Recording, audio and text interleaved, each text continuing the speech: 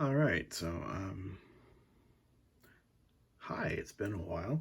I haven't done one of these in I don't even know how long, but uh I'm back for this. So, I have not been very active here, but I've been extremely active on my Instagram, which is at Pinklemonkey, Munkey, all one word, on Instagram.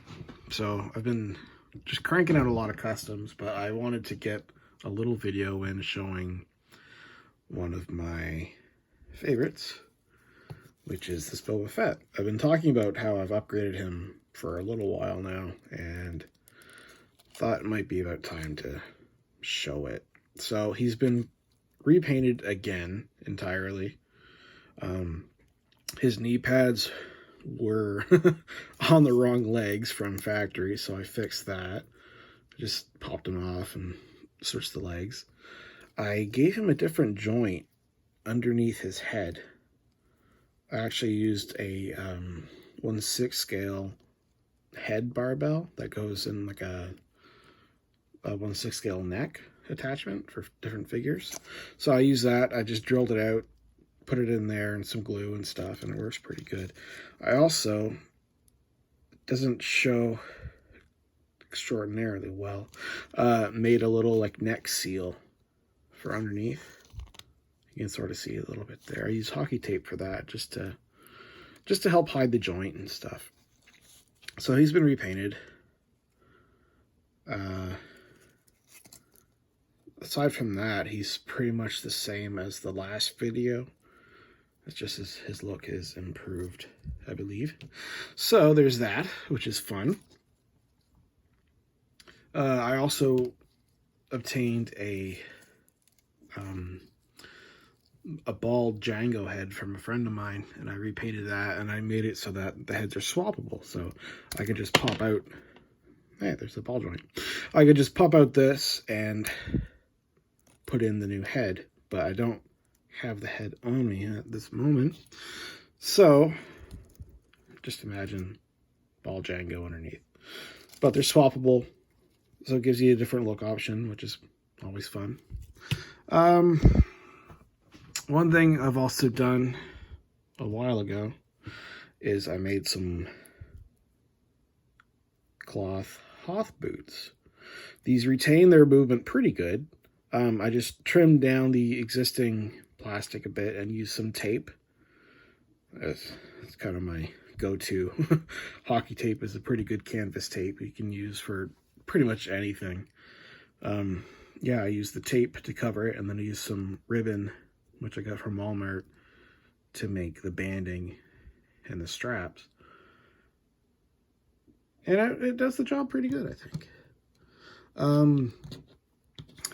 This is going to be a quick one, I think. One thing I also did was gave IG88 a little repaint, just made him look more metallic. I replaced his little coverings on his elbows with some corrugated drinking straw, of all things, from a little juice box that my son had. So I just snipped the little piece off, popped the socket off, put it on there, and painted it up. Because the rubber coverings it had were pretty deteriorated, which happens with this guy pretty famously. I also gave him magnets in his feet, so it means he can stand on metal, obviously, because this figure is notorious for not being able to stand very well. So I can use this little metal stand, and that stands him up on the shelf, or I can hang him off any metal surface, which can be pretty good for pictures and stuff like that. This is another custom I did up a little while ago. Dash Rendar. I used a Fortnite figure for the base. He needs a little bit of touch-up work, I know, but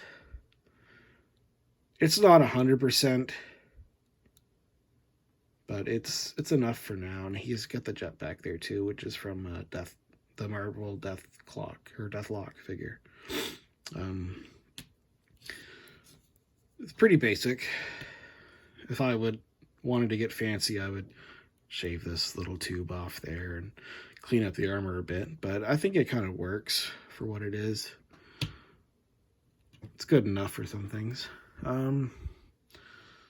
Yeah, I've been busy doing lots of other 6 scale stuff. You can see some cowboys in the background there and stuff like that, but hopefully I won't be too much of a stranger. So that's a little update on my Boba.